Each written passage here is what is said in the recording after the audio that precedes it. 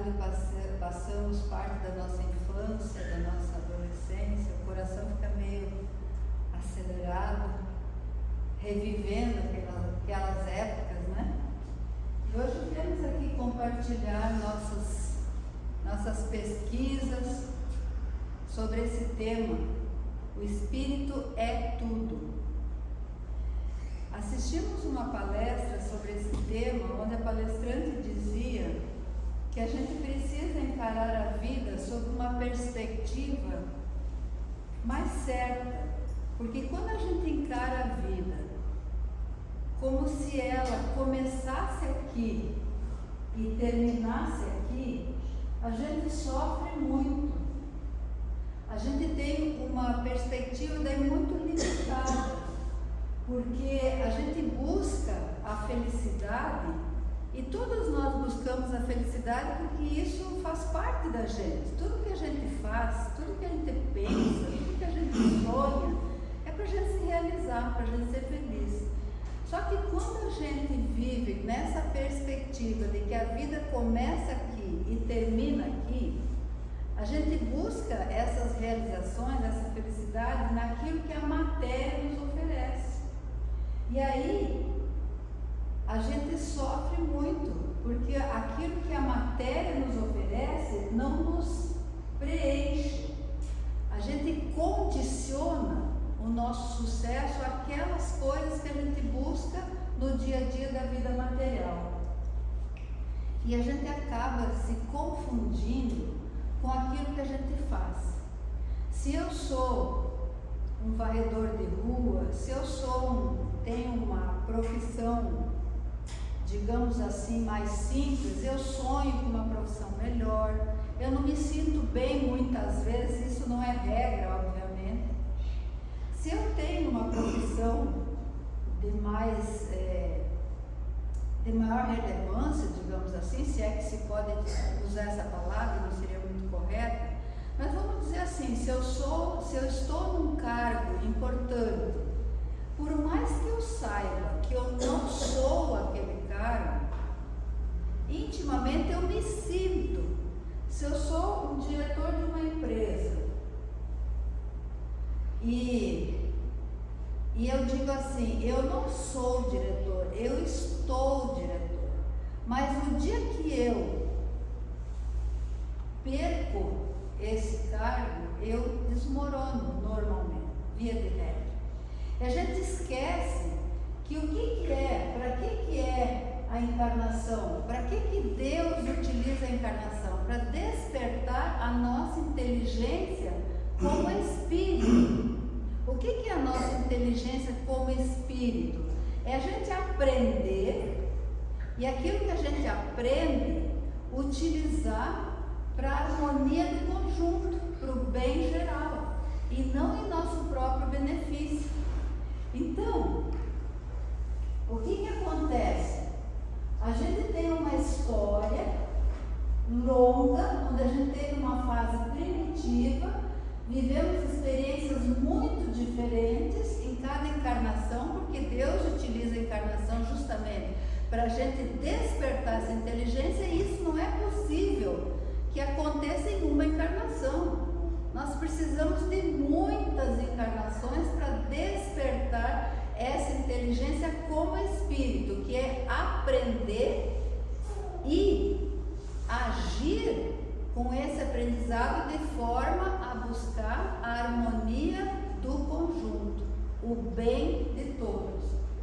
Então, com essas idas e vindas, com essas experiências diferentes, cada vez que a gente encarna, a gente está num ambiente diferente. A nossa relação com o mundo físico se modifica a cada encarnação. Então a gente está num ambiente como se a gente fosse um personagem de uma peça de teatro. A gente se veste daquele personagem, se identifica com aquele personagem, representa o nosso papel, mas a gente não é aquele personagem. A gente só está representando um papel. Quando a cortina se fecha, a gente desce do palco e a gente retoma a nossa verdadeira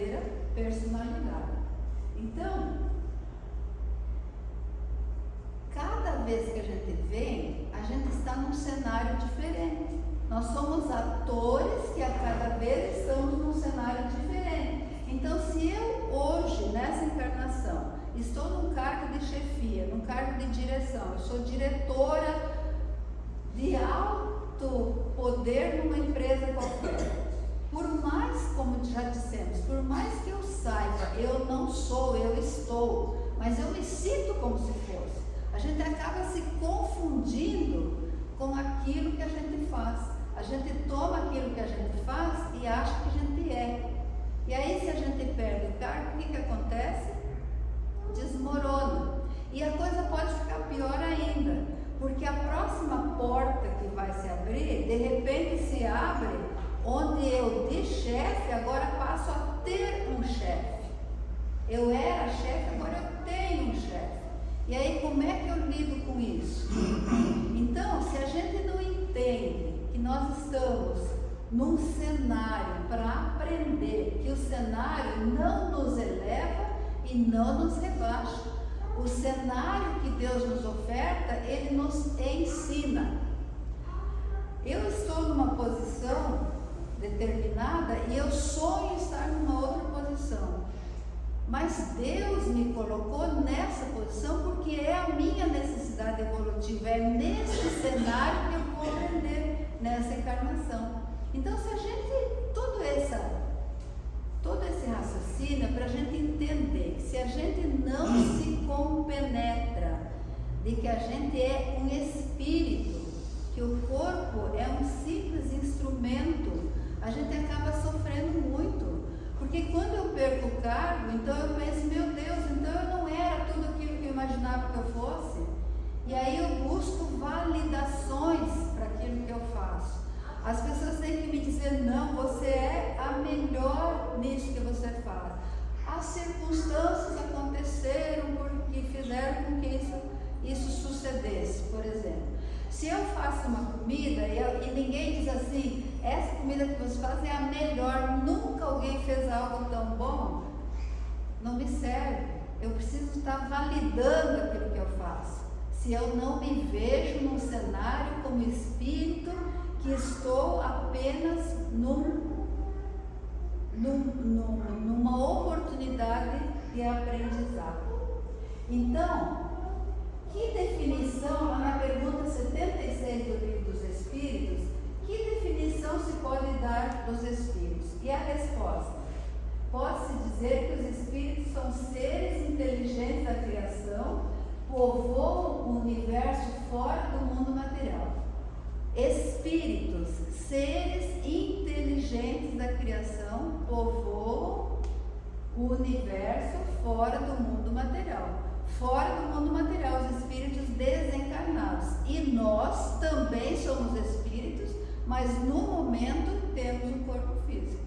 Mas viemos do mundo espiritual e para lá retornaremos. E na pergunta 85, Allan Kardec questiona qual dos dois mundos, o espiritual, ou qual dos dois, o mundo espírita ou o mundo corpóreo, que é o principal na ordem das coisas. Ou seja, é aqui na Terra ou é no mundo espiritual que é o principal? E a resposta: o mundo espírita, ele é pré-existente e sobrevivente a tudo. A gente se acha aqui na Terra, né? A gente está vivendo um momento em que a evolução tecnológica parece inacessível à nossa capacidade. O que as coisas evoluem, a inteligência artificial, as possibilidades de deslocamento, de comunicação, as coisas na medicina, nas artes, é uma evolução tão extraordinária que a gente não consegue acompanhar. Então a gente se acha, né? Mas essas coisas, elas nascem, elas acontecem a partir daqui da Terra?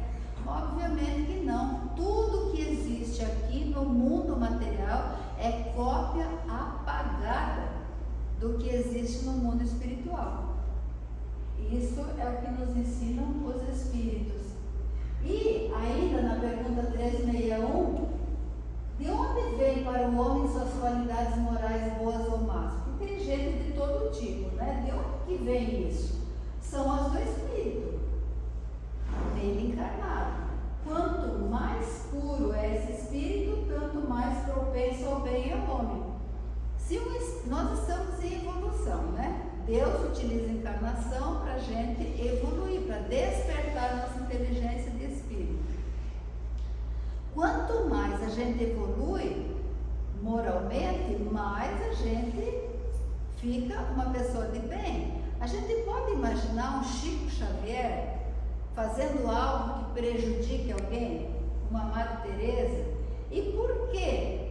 Porque eles já alcançaram um grau de desenvolvimento que eles nem pensam mais, não tem a menor chance deles fazerem conscientemente alguma coisa que prejudique alguém, porque já evoluíram.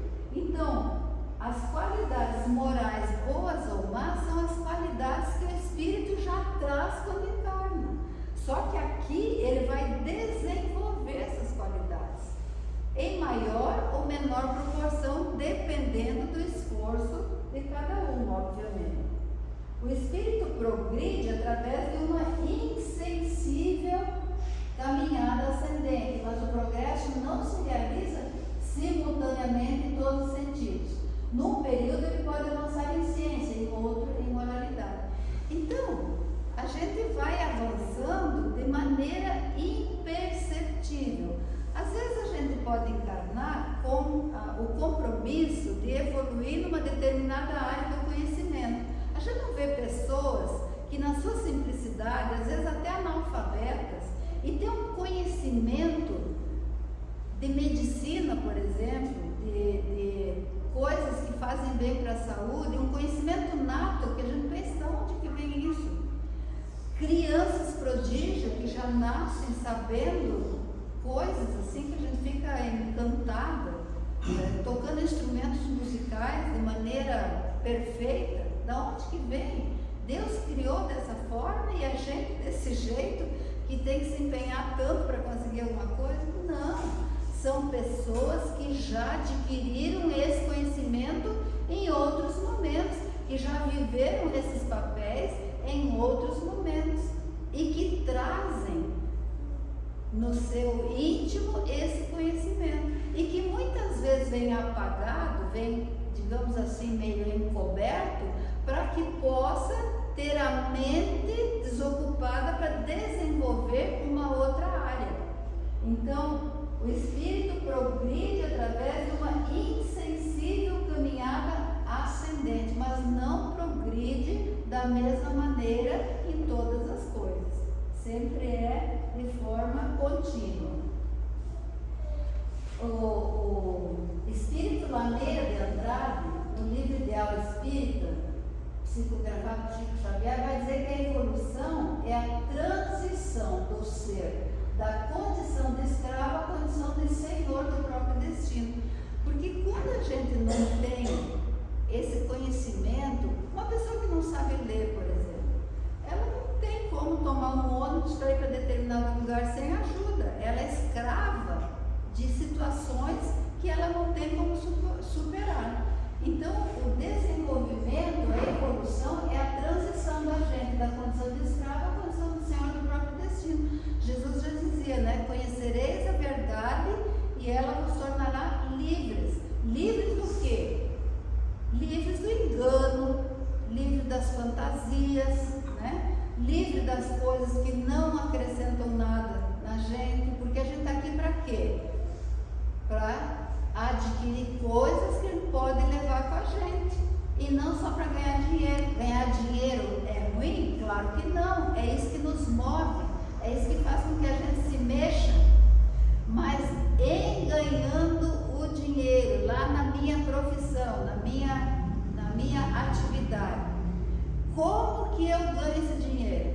O que é que eu faço para ganhar esse dinheiro que fica dentro de mim como uma construção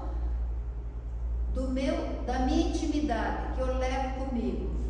Quando eu construo uma casa, eu posso ter uma mansão, 10 mansões, 20 mansões. Que bom se eu posso ter dinheiro para ter tantas mansões. Mas o que eu construí dentro de mim quando eu construí essas mansões? Quando eu lidei com os funcionários, quando eu fui comprar o material de construção, quando eu fui fazer as atividades com com os ajudantes lá da obra, o que eu construí dentro de mim com isso? É isso que eu vou levar comigo. Eu não vou levar a casa, mas vou levar o aprendizado. Quando a gente viaja de carro, a gente vai fazer uma viagem, o carro é um instrumento, né? Então, a evolução é a transição dessa condição de escravo para senhor do destino. E almas milenarmente necessitadas, a gente já é discípulo do bem. A gente já, diz os espíritos, que quem tem, acho que uma semana, ou não sei, alguns dias de evangelho, já sabe muito bem o certo, o que é certo e o que é errado. Então a gente já é discípulo do bem, mas ainda no estágio dessa experiência que a gente está, por vezes, inconscientes e distraídos, se a gente aprende, a gente faz segredo que a gente sabe. Se a gente ganha, a gente se arvora, né? Porque eu sou o máximo, né? Se a gente se emociona, a gente disfarça aquilo que a gente sente em prejuízo dos semelhantes. A gente ainda age dessa maneira, né? E aí, frequentemente, o que acontece? A gente se porta como cego, que não percebe as bênçãos da providência, tudo aquilo que a providência nos dá. Na prece inicial, né? A pessoa que fez a prece agradecendo por tantas coisas que ela se esquece da conta. A gente respira automaticamente e não se dá conta da bênção que é isso, do sol. A gente enxerga, a gente caminha. A gente só dá valor para isso quando sente a falta, né? A gente se porta como surdo que não ouve as vozes que a toda hora nos diz, né? O Senhor da guarda, pensa bem, conta até 10, releva, lembra do que você já sabe, pensa no que Jesus ensinou. A gente se faz de cego e surdo, né? E a gente se faz de mudo, não confessa as próprias faltas, né? Está sempre certo, né? E aí o que acontece?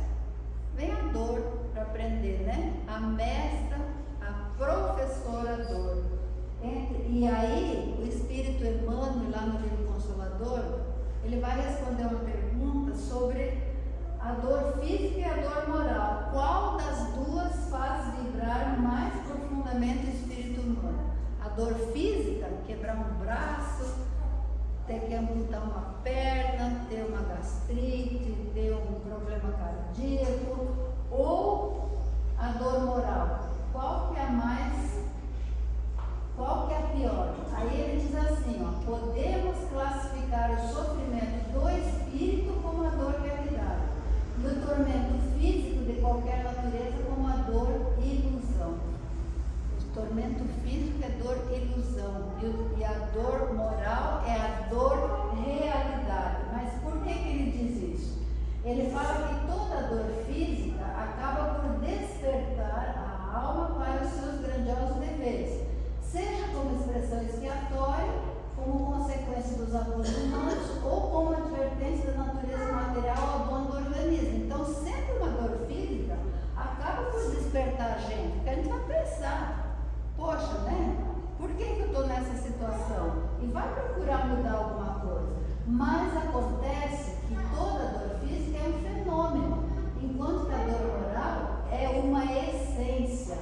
E aí ele vai dizer que daí é a razão, porque a primeira, a dor física, ela vem e passa, ainda que se faça acompanhar das transições da morte dos órgãos materiais, ainda que leve à morte, a dor física vem e passa. E só a dor espiritual é bastante grande e profunda para promover o luminoso trabalho de aperfeiçoamento e de redenção. A dor moral é a dor realidade, é a que tem força para fazer com que a gente pense em mudar. E nesse aspecto, então, o corpo, agora dito por Martins Peralta no livro Pensamento do Emmanuel, ele fala que o corpo, sob o ponto de vista moral, cumpre ordens do espírito de quem é mero instrumento. E só o espírito, somente o espírito realizará esse voo maravilhoso do ingresso nos planos infinitos, não se devendo assim atribuir ao corpo físico acertos ou desacertos próprios da inteligência encarnada. Só o espírito é capaz de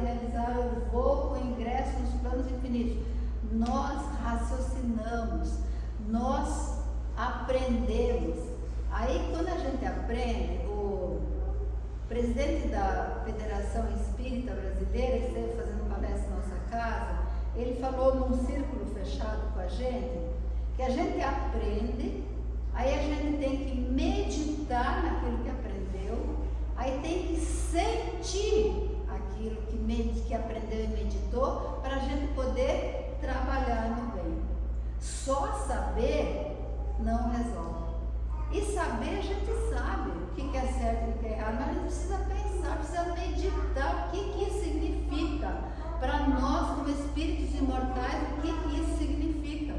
E aí sentir isso, para aí sim nós vamos ter força, ânimo, vigor moral para fazer o que temos que fazer. E Emmanuel diz assim: és um espírito eterno em serviço temporário no mundo. O corpo é teu refúgio, teu bastão, teu vaso, tua veste, tua pena, teu buril, tua harpa e tua enxada. O corpo é um instrumento. Nós somos espíritos. O corpo a gente ganha quando a gente nasce e a gente deixa na terra quando a gente volta, mas nós não somos o corpo, nós somos espíritos. E isso é maravilhoso, porque aí a morte deixa de ter aquele sentido tétrico. É simples voltar para casa. É como quando a gente sai de casa para fazer um curso, por exemplo, uma formação numa outra cidade, num outro país. E aí a gente vai, faz a formação, faz o curso e volta para casa. Volta sabendo mais, volta melhor. Se a gente aproveitou o curso, agora se lá no curso a gente mal baratou o tempo, usou o dinheiro do nosso pai e da nossa mãe para ir para a festança, em lugar de assistir às aulas e fazer as tarefas, a gente volta para casa engolido, com o rabinho no meio das pernas, né? Não é recebido com foguete, com festa, né? O Espírito Emmanuel, no livro da Esperança, vai dizer assim, que do alfinete transatlântico, do alfabeto à universidade, no planeta terrestre, tudo, efetivamente tudo é levado a efeito pelo Espírito, mas por intermédio do corpo. Tudo é levado a efeito pelo Espírito. Mas para fazer determinadas coisas tem que ter o corpo. O Espírito não tem como vir aqui e limpar a casa espírita, ou tem? Não tem. O espírito não tem como fazer as coisas que dependem do instrumento para fazer. Então, tudo efetivamente é levado a efeito pelo espírito, mas tem que ter o corpo. E sem dúvida, que pensamentos e planos sublimes ainda agora fulguram em torno dos homens com respeito à grandeza das civilizações do porvir. Contudo, essas ideias gloriosas estão para a realidade humana, assim como a sinfonia na pauta está para a música no instrumento. Do ponto de vista físico, é necessário que a inteligência lhes dê o curso necessário e a devida interpretação. Então, quando falávamos da evolução da nossa época, se a gente imaginar quanto tempo atrás isso tudo já estava na cabeça dos espíritos que conduzem a evolução da humanidade. Já estava tudo como está hoje. Estão hoje milhões de coisas na cabeça dos espíritos, na ideia dos espíritos, para o nosso futuro. Mas para que isso se realize, precisa do corpo. Então ele diz assim, imaginemos quantas ideias gloriosas estão lá no mundo espiritual para serem levadas a efeito aqui na Terra no futuro. Assim como toda essa glória do progresso atual já esteve lá em construção no mundo espiritual, lá em eras passadas. Assim também hoje muitas coisas estão lá sendo gestadas para que sejam efetivadas no futuro aqui na Terra. Agora, como ele diz aqui, essas ideias gloriosas estão para a realidade humana, assim como a sinfonia na pauta está para a música no instrumento. Do ponto de vista físico, é necessário que a inteligência lhes dê o curso necessário e a devida interpretação. A música no instrumento. Se a gente vê uma pauta, uma partitura, né? Uma música cheia de notinha lá nas pautas, né? Quem, de repente, se tem alguém aqui afeto à música, vai saber melhor, né? Mas tem lá uma partitura. A gente sabe que ali tem uma música, que pode ser uma música maravilhosa, mas como é que eu vou saber que música é essa? Se alguém não for lá estudar ela e pegar um instrumento e ensaiar para tocar aquela música no instrumento. Então aquela música, aquela pauta, ela só vai ter efetividade quando alguém estudar, entender, ensaiar ela no instrumento e tocar para a gente ouvir. Então assim são as coisas a partir do mundo espiritual para chegarem até nós. Aí o Espírito Emmanuel diz: quantos milênios gastou a natureza divina para realizar a formação da máquina física em que a mente humana se exprime na Terra? Quantos milênios foram gastos para que esse corpo que a gente tem hoje, do bênção de Deus, seja o que é? Se a gente pensar o que é o corpo humano, gente, todos os sistemas, sistema respiratório, sistema reprodutivo, sistema digestivo, as veias, o sangue, tudo que compõe o nosso corpo, como é que as coisas funcionam, quantos trilhões de células compõem o corpo físico que se modificam a cada pouco, quantos milênios foram gastos pela natureza divina para realizar a formação dessa máquina física como a gente tem hoje. Então, pensando nisso, quanto despenderá desse modo a sabedoria celeste na estruturação do organismo da alma? Nós somos espíritos em desenvolvimento. Quando a gente fala que nós somos imperfeitos, nós não somos imperfeitos. Uma semente não é imperfeita. Ela é uma árvore que vai se formar. Basta colocar na terra, nas condições ideais, que ela vai virar árvore e dar tronco, galhos, folhas, flores, frutos. Uma semente.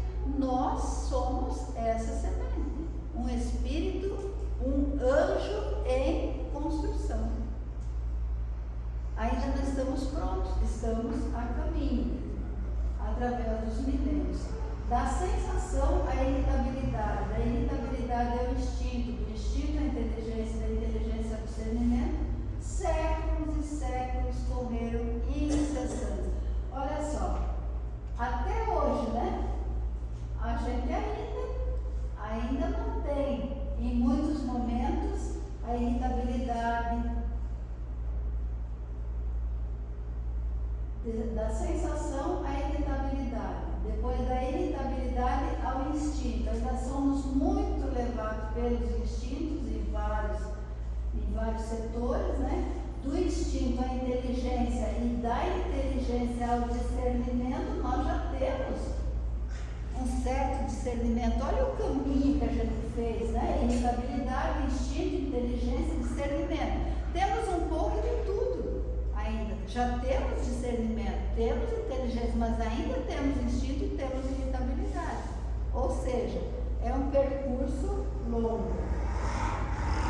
Aos que não competem as lutas inovadoras, aproveitando dessa maneira o instrumento carnal temporário que a divina providência concede como recurso de reabilitação e crescimento. Então, assim, a gente recebe esse corpo como instrumento, como recurso de reabilitação e crescimento. E André Luiz, na Evolução em 2 Mundos, no livro Evolução em 2 Mundos, vai dizer que o plano físico é o berço da evolução, que o plano extrafísico aprimora. E aí, para a gente evoluir, né, o que a gente precisa? Boa vontade no trabalho, na aflição, no cumprimento dos deveres, por mais árduos que eles sejam. As existências passadas preparam-nos a presente, tanto quanto a atual prepara-nos do futuro. A gente hoje está dormindo na cama que a gente aprontou ontem, mas está aprontando hoje a cama que a gente vai dormir amanhã. Se a nossa cama está cheia de ponta virada para cima, a gente não tem de quem reclamar. Porque foi a gente que construiu assim. Mas só que a gente está construindo hoje, a que a gente vai dormir amanhã. E essa caminhada para a perfeição, ela é longa, tem muitas lutas, porque a gente tem muitos defeitos para corrigir, tem muitas virtudes para conquistar. Daquilo que a gente conquistou, a gente ainda tem muitos ângulos para corrigir, basta que a gente se analise, né? E aí a gente precisa de disciplina, de esforço, de persistência, de boa vontade. E quando a gente age assim, quando a gente conhece um pouco, né? Conheceu, meditou, sentiu e vai agir, e age com disciplina, com esforço, com persistência, com boa vontade, a prática do bem não é difícil. Hoje a gente ainda precisa pensar, né? Puxa vida, bem que eu gostaria de ficar em casa do que ir lá na casa espírita, por exemplo, limpar o chão. É tão bom ficar em casa, ficar no sofá, ficar vendo qualquer coisa, ficar brincando, ficar passando tempo. A gente ainda precisa raciocinar e fazer muitas vezes o dever forçado, que a gente não gostaria de fazer. A gente não faz o dever por prazer ainda. Mas quando a gente faz assim, o bem fica simples, não fica difícil. A luta não fatiga, ela encoraja. Quanto mais luta, mais coragem. Quando a gente sofre uma derrota, a gente pensa, não fica triste por isso, a gente pensa, foi uma experiência, foi um aprendizado. Quando a gente tem uma vitória, a gente não se acha, eu sou um gênio, eu sou o máximo. Que as mais das vezes são intuições que a gente recebe, né? E as nossas vitórias nunca são só nossas, sempre a gente tem a ajuda do nosso anjo da guarda, né? E no obstáculo a gente renova o ânimo. Então é para a gente lembrar, diz o Espírito Emmanuel, que o presidiário, por trás da grade que desfigura o semblante, não perde a riqueza da instrução ou do ideal da sensibilidade e da memória, não obstante indicado a sentença que o segrega no resgate preciso. O fato do preso estar na cadeia não tira nada do que ele tem dentro dele, não tira nada e não coloca nada. Ele é o que ele é. Tanto que, olha só, dentro do presidiário, a gente vai ver rebelados que precisam de um trato mais complexo, mais austero e vigilância. Vai ter aqueles briosos e atentos que se equilibram ante os imperativos da ordem, aqueles que fazem aquilo que tem que fazer bem direitinho, né? E tem aqueles que, além de fazer aquilo que tem que fazer bem direitinho, além da própria disciplina, procuram cooperar na harmonia do reduto de regeneração em que se congregam, seja afeiçoando do seu trabalho, acima daquele que a emenda estipula, demonstrando o mais alto padrão de reajuste moral, ou auxiliando os companheiros em reclusão no difícil labor que lhes é devido. Então, olha só como é que a gente pode trabalhar. Ele está dando um exemplo aqui do presidiário, porque não estando lá preso, ele pode agir de várias maneiras. Ele pode ser aquele que tem que estar de olho o tempo todo, tem que manter na camisa de força. Ele pode ser aquele que cumpre certinho as suas obrigações. E ele pode ser aquele que, além de cumprir certinho as suas obrigações, ele ajuda para que tudo esteja em harmonia. É assim como, por exemplo, eu vim aqui limpar a casa espírita. Eu venho revoltado, porque só eu, ninguém se preocupa, sempre sobra para mim, se eu não faço, ninguém faz, e eu venho desse jeito. Ou eu posso vir de boa, não me custa nada, estou acostumada, já reservei esse horário, não me custa nada, e vou e faço de boa, venho e faço de boa. Ou eu venho, meu Deus, que maravilha, hoje é dia de limpar a casa espírita, vai ficar cheirosa, limpinha, vai ficar uma maravilha, todo mundo que vem na palestra vai adorar, vai se admirar, vai elogiar, né? Eu faço, o que eu estou construindo dentro de mim, pelo fato de vir limpar a casa espírita nessas três condições? É só a gente pensar, né?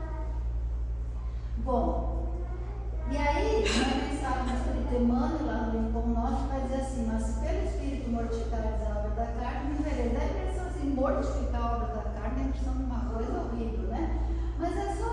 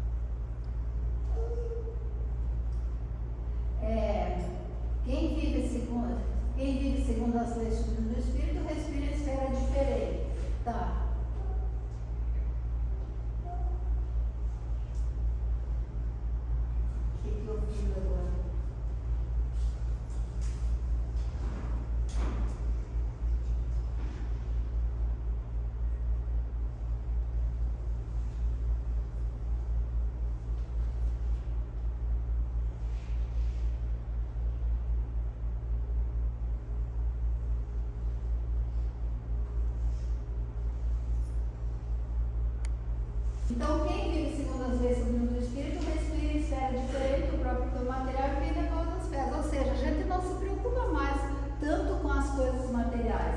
Vale-se do dia com o aprendiz aplicado que estima na permanência sobre a terra valioso tempo de aprendizado que não deve menosprezar. Ou seja, vai aproveitando, né, aquilo que as oportunidades de forma diferente, não se preocupando mais tanto com as coisas, com a felicidade naquilo que a matéria oferece, mas naquilo que nos traz a realização íntima, a plenitude íntima. Quando a gente faz uma coisa boa para alguém, sem nenhuma intenção, sem nem pensar, sem querer nada em troca, é uma planificação interior que não tem explicação, que nada se compara. E a gente não pode esquecer, então, segundo Eurípides Barçanufo, que a gente é espírito e não corpo, que a gente não é do mundo, mas que a gente está no mundo para se modificar, para a gente se melhorar através das nossas lutas, dos nossos conflitos que conclamam a mudança. Ou seja, a gente está aqui para fazer a nossa parte na obra da criação. Ontem, aliás, no sábado, na palestra da nossa casa espírita, o palestrante se referia à pergunta 132 do Livro dos Espíritos, que Allan Kardec perguntou qual a finalidade da encarnação dos espíritos. E a resposta foi que Deus impõe a encarnação com o fim de nos levar à perfeição. E que mais adiante ele fala assim, que a encarnação tem também outro objetivo, que é o de colocar o espírito em condições de cumprir a sua parte na obra da criação. Olha só, a gente tem uma parte na obra da criação. Perante Deus, a gente não é pouca coisa. Cada um de nós tem uma parte na obra da criação. Então, ele botou a gente para pensar, o que eu estou fazendo, como é que eu estou fazendo essa minha parte na obra da criação? Aí ele diz assim, para realizá-la, é que em cada mundo ele toma um aparelho em harmonia com a matéria essencial desse mundo, cumprindo aí daquele ponto de vista as ordens de Deus, de tal sorte que concorrendo para a obra geral, ele próprio se adianta. Então, para realizar essa parte que nos compete na obra da criação, nós recebemos um aparelho, um corpo físico em harmonia com a matéria essencial do mundo que a gente vive, aqui na Terra. E, cumprindo então do ponto de vista as ordens de Deus, a gente concorre para a obra geral e nesse trabalho de fazer a nossa parte na obra da criação, a gente vai se adiantando, moralmente, vai evoluindo. Então, a gente é um espírito eterno, um espírito imortal, em serviço temporário no mundo. O corpo é nosso refúgio, nosso bastão, nosso vaso, nossa veste, nossa pena, nosso buril, nossa harpa, nossa enxada. Então, é da gente pensar, né? Como que a gente está agindo. Que a oportunidade é nossa. Muitos espíritos certamente existem lá no mundo espiritual que dariam tudo para ocupar o lugar que a gente ocupa, para ter a oportunidade que a gente está tendo. Só que a oportunidade dessa vez é nossa. Então, que nós aproveitemos da melhor forma. Eu faço a prece? Tudo bem. Então,